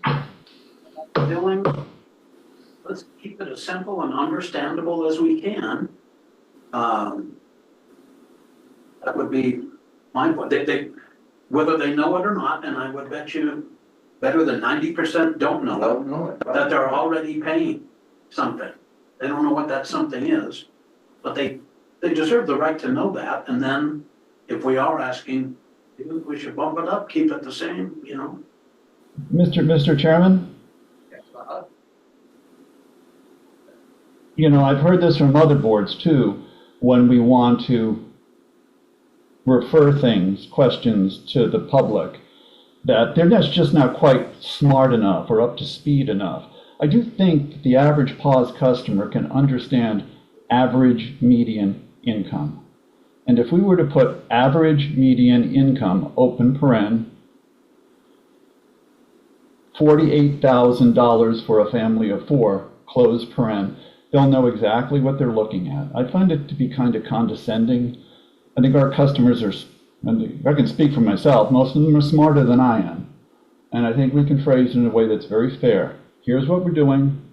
Do you agree with this? Do you agree with this? Or would you like to get rid of the whole thing? I think that's pretty simple. And I think I don't know. I've already said it. Thank you. I just wanted to bring this out. I didn't want to get tied up for another 30 minutes on that. Yeah. But I want you to think about it. I'm just giving you something for the light bulb. Okay? Okay, we'll think about it. Well, go on. All right, Justin, you've got some stuff now. Are we ready to the talking points? Is that where we're Yes, at? work management talking point. Okay, first, water loss. I apologize. We're gonna start putting the monthly water loss report into your board packets. There was really no big change in this month. We still have about 500 missing. We had a lot, I think we talked about this last meeting. We had a lot of frozen meters. One at night for a while. And I think that's the tip of the iceberg. So I think we're seeing a lot of water loss now out of water meters that froze, and as they start to thaw, the water's shooting out. But a lot of the houses aren't occupied, and they don't realize that they don't have water yet. So I would anticipate this number is going to be high for a little while. We have contracted with the company that does satellite flight over to take pictures, and they find losses, and they say, and a couple have done this, they can find water losses down to 22 gallons per minute. Satellite thing. We were gonna have the flyover, this month or next month happen. We're gonna delay that now because we think we have so many damn water meters it's gonna throw off the data. And so we're gonna push that off until it kind of warms up and we find the water meters that are broken and we fix all those, then we'll have that flyover and we'll hopefully it's successful. We can find a lot of these I think we have a lot of water loss. I think we're dying from 1,000 little cuts. Is my thought. Dumb question, but I gotta ask it, being an old water meter guy. What do you call it, the water drip, that if I have a leak that somebody calls me, if the bottom of the meter is blown out, it doesn't report that because it doesn't see It it. doesn't see it. It reports it as zero use. So, yeah. And then my second question would be, could we put that on the web too? Monthly water loss report? We could, yeah. And one thing we also put on our web is we're asking people when it's cold like this, especially because there's no snow. That's why we're having such a bad problem. There's no snow. Is to have people, especially ones that have your faucet dripping a little bit. It's gonna snow tonight. Yeah, you know, we'll see. Yeah. But it's expensive to fix these. It's you know, takes an hour to 2 to fix them. Sure.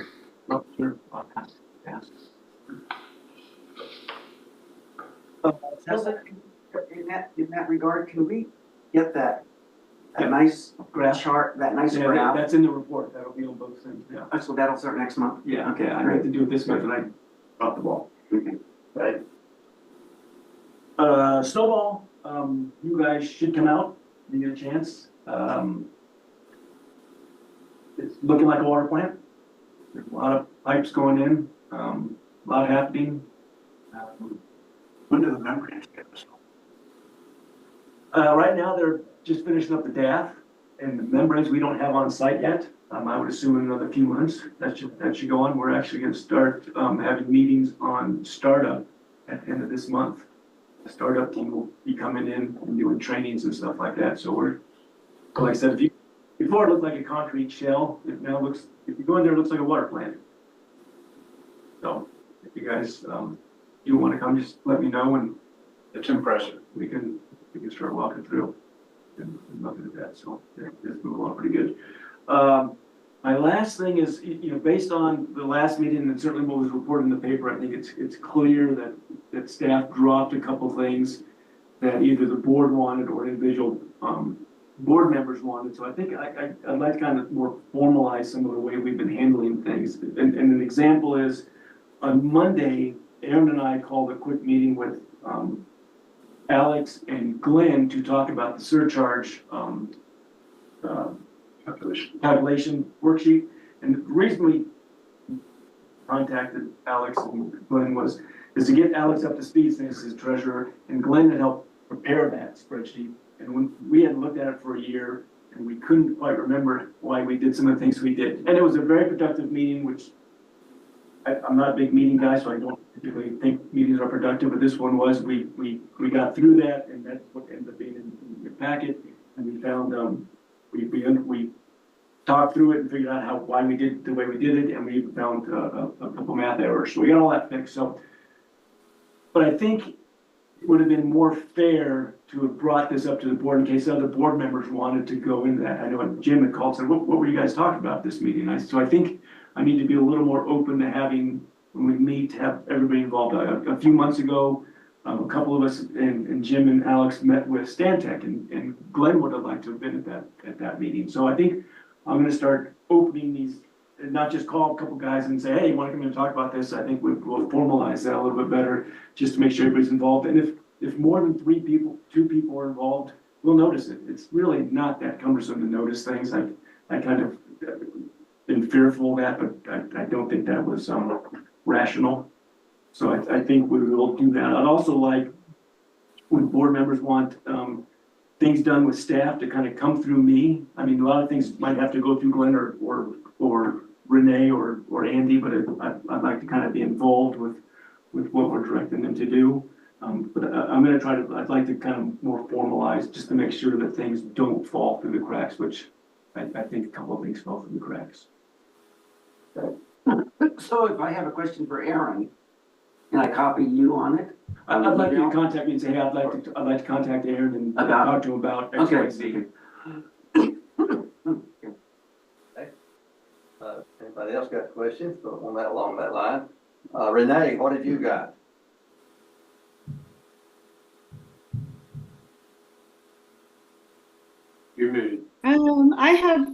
let's see. I just have I have two things. The first is the DOLA hearing. It's our advisory committee hearing where we go and present in front of DOLA our our grant application request. This one was for $1 million for the Vista wastewater treatment plant upgrades for Reg 85. That is scheduled for March 6th, and I've been in contact with Jim regarding that, and Gene. Jim feeling that he is probably not really going to want to go. It's in Eaton, Colorado, which is outside of Fort Collins. So we will have to fly, or it will take all week, and it'll probably snow to drive there. And so I reached out to Gene because of his history with the district, and particularly his history with the Vista wastewater treatment plant.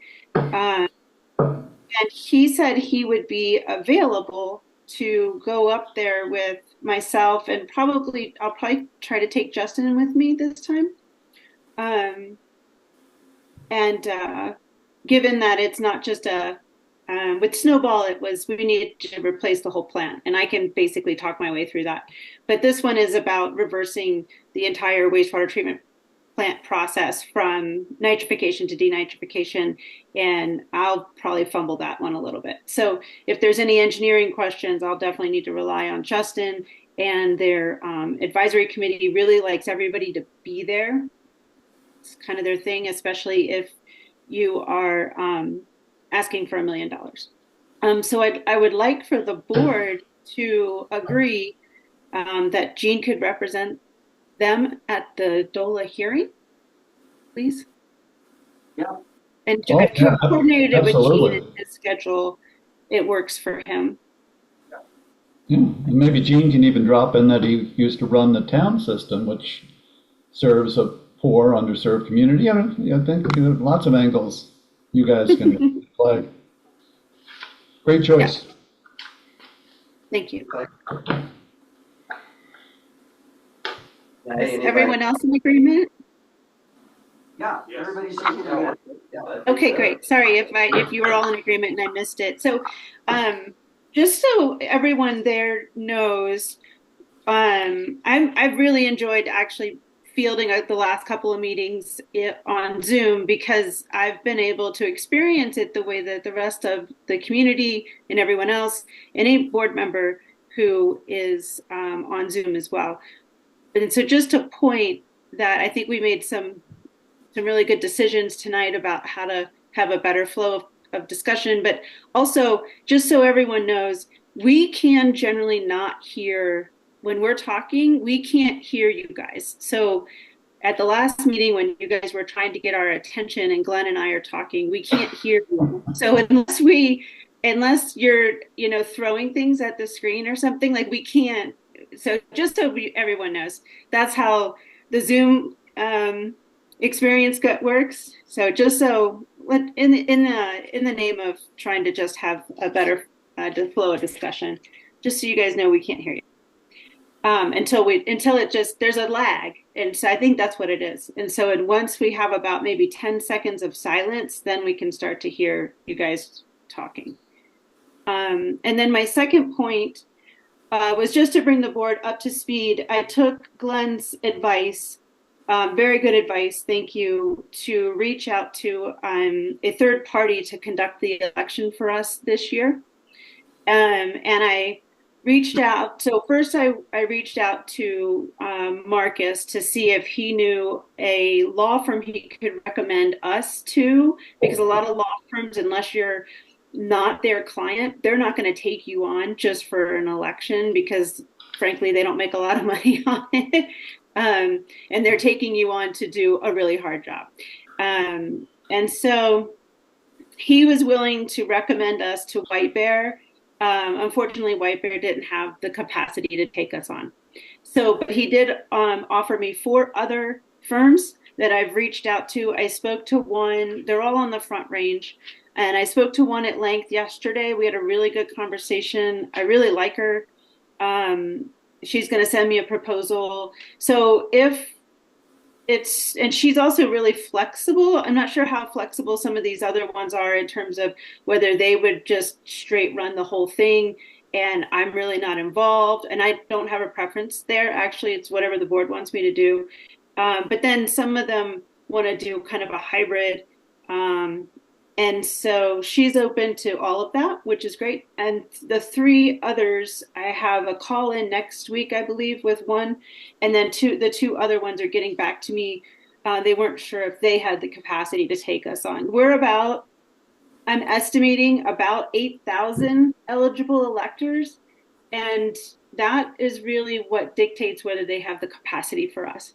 A lot of it's paper, honestly, whether they have space in their paper order that they already secured in early January.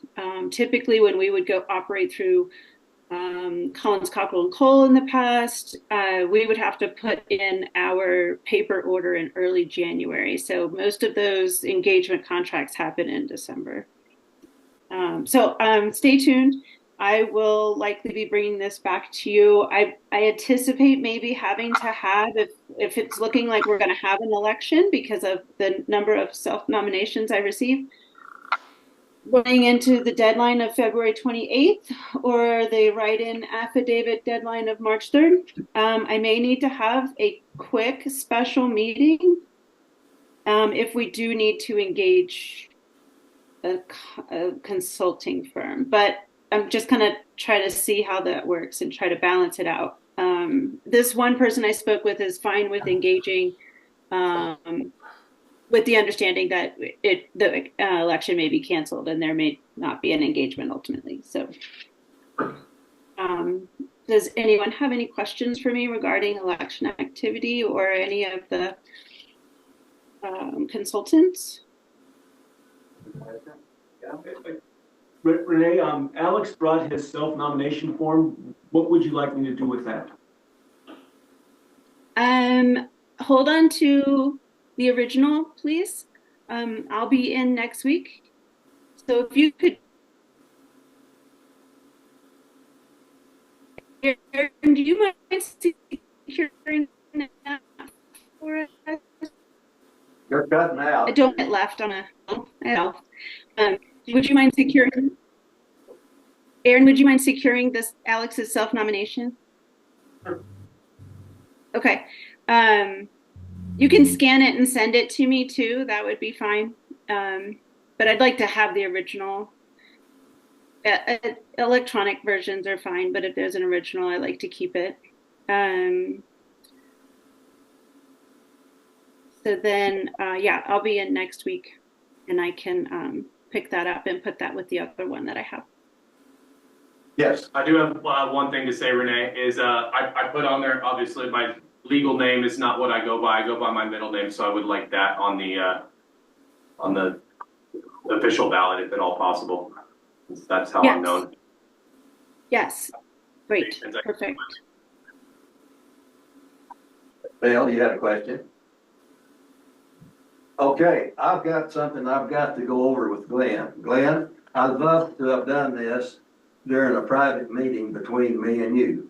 But you made a statement in the last meeting. I know everybody was hot and bothered about it, but I've got to go over it because it was in a public meeting. And I'm going to just give me time to read this. I wrote this several times and I want you to listen to me. Sure. All right. In the Pagosa Sun, they come out with your quote that you had.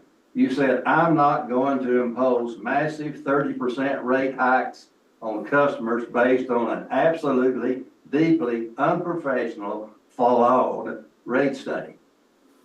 And here's what I responded to this. I believe this statement is hypocritical and totally false. I want to point out that on December the 14th, you made the motion to accept the Stantec rate study. 4 board members were present. Our current district in here was absent, but it passed unanimously. You also voted on the Stantec rate study conducted in 2018, which was unanimously approved on September the 20th, 2018 at a cost of $24,900. The board adopted the rate study in order to meet its financial obligations for unfunded mandates and operation, plus make sure that we have A+ ratings.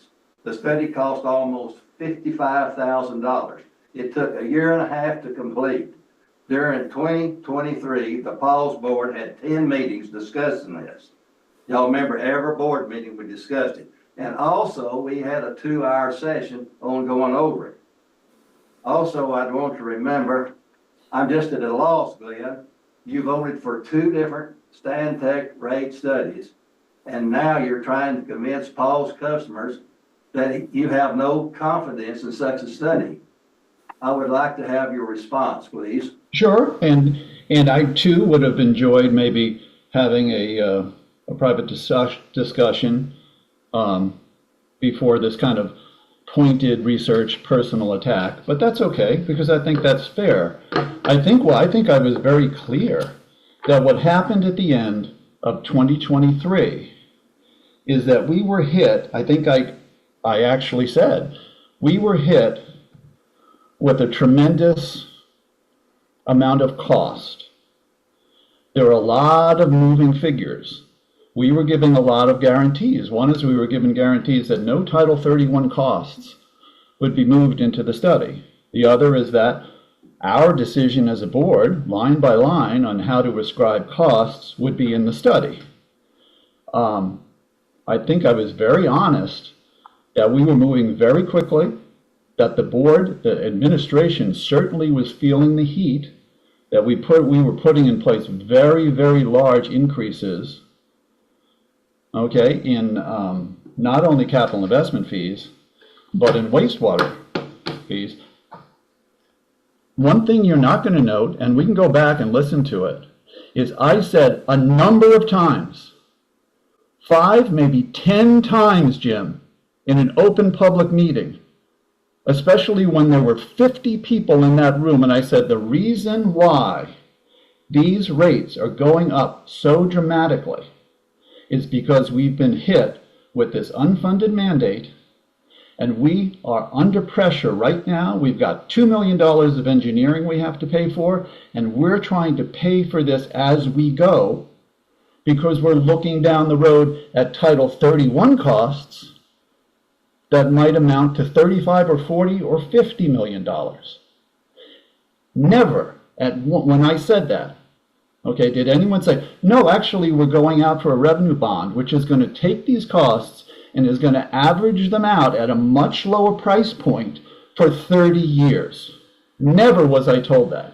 I don't mind being contradicted when I'm wrong. I'm a little concerned that we're working towards a big revenue bond on our customers and no public mention of it is made. Okay, so, and in fact, I think when I don't exempt myself from criticism for not looking more critically at the last one. The 2018 was a whole different animal. We didn't have 10, maybe $45 million of state mandates. We didn't have to increase our wastewater CIF by 1,500%. Okay? And then when we started, and I'll say this, I'm sorry, you attacked me. The first time it was floated, we were told, again, I think it was in like a manager's talking point, or again in one of these other items brought before the board, that the figures were looking, we had these unfunded mandates coming down the road, and it looks like it's going to be 50% year 1 and 50% year 2, and your opinion was, well, there's nothing you can do about it because there are unfunded mandates and unfunded mandates, and at that meeting I said, not me, okay? I'll crawl over glass before I put a collective 125% increase on our customers. And I'm really proud that instead of the 125% increase that you were, not happy with, but not going to push back against, we managed to lower it to 40%, and I'll stand by that. And I'm sorry that I made mistakes, but, I recheck my work. Glenn, I'm not attacking you, I'm attacking what you said. And I'll go back to what you said. You said that, let me quote this isn't a paper, everybody that reads the Pagosa Sun knows what it said. You said, I am not going to impose massive 30% rate hikes on customers based on an absolutely, deeply unprofessional, flawed rate study. Do you It is believe a that? flawed rate study, Jim. Jim, it was assuming that we would not spend one single dollar out of our reserves on the wastewater fund. It was underestimating affordable housing surcharge income by $2 million. There are millions of dollars of line items of income that are not in that rate study. When I looked at it more closely, apart from the emergency last year where we were told if we did not approve these items quickly, okay, we weren't going to be able to pay our bills. And I will come back to it. I don't know where and when you may be involved in the discussions about how we were going to pursue a revenue bond. I, in a public meeting, a number of times, including the ones where there were 50 people complaining about these fee increases, where, you know, a lot of other people just sat back and let me take the heat for that, where I explained to them, the reason we have to do this is we have these enormous Title 85, Reg 85 costs. We're trying to pay as we go over the next 5 to 8 years because we need to save our bonding capacity to pay for Title 31. Nobody told me that I was wrong there. You've got to tell me I'm wrong. And you also have to tell the board when you're thinking about going out for a bond issue. But you It is a very, very flawed rate study, in my opinion. In fact, somehow, we were able to reduce that utterly necessary 30% increase to 10% just by dedicating some of our reserves and by recognizing certain line items of income that they missed. got $500,000. But you made the motion to approve it. If you were so aggressive, why did you make the motion to approve it?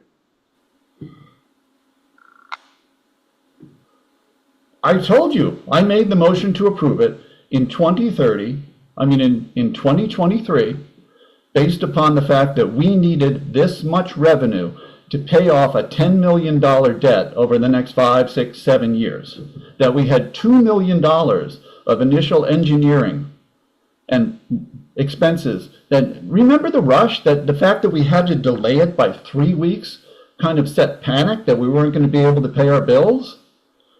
And once we were past that, and I take a look at all of the missing revenue, I don't know. And then I find out, actually, it's not going to be $2 or $2.2 million a year, right? We're going to be able to spread this cost out over 30 years, and that's great. So if we can spread the cost, we can spread the cost for our customers as well. Okay, that's all I wanted to hear. Okay. Is there anything else we need to discuss? Yes. Just another maybe request for Justin. Any reason we couldn't put the lake levels on the website too?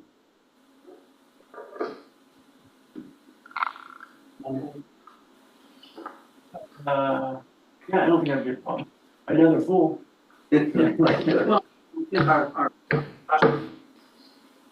I had the opportunity to sit down with Josh Kurz a couple of weeks ago. We had a good conversation, had a cup of coffee, and many of the questions he asked went back to the water supply work group, which was 2011.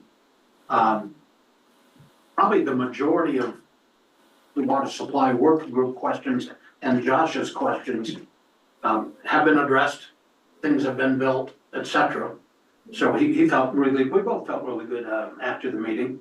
And I just think water loss are something that our customers might be interested in. If it's not a huge task to get them on the website and updated every so often. Yeah, I mean, I don't think that's gonna be a problem. Thanks. Okay, I got a question. yeah, Mr. Chairman. yes. So if you're absent from a meeting, I think I know the answer to this, going back to our new meeting rules. You're absent from a meeting, I'm assuming that Glenn would then be in charge. Yes, if he's not here and he doesn't feel comfortable up there like I did one time, on the Zoom, I asked somebody here to take over. Okay. Because sometimes, like we've seen in the Zoom, you don't ever hear everything and you don't get the whole picture.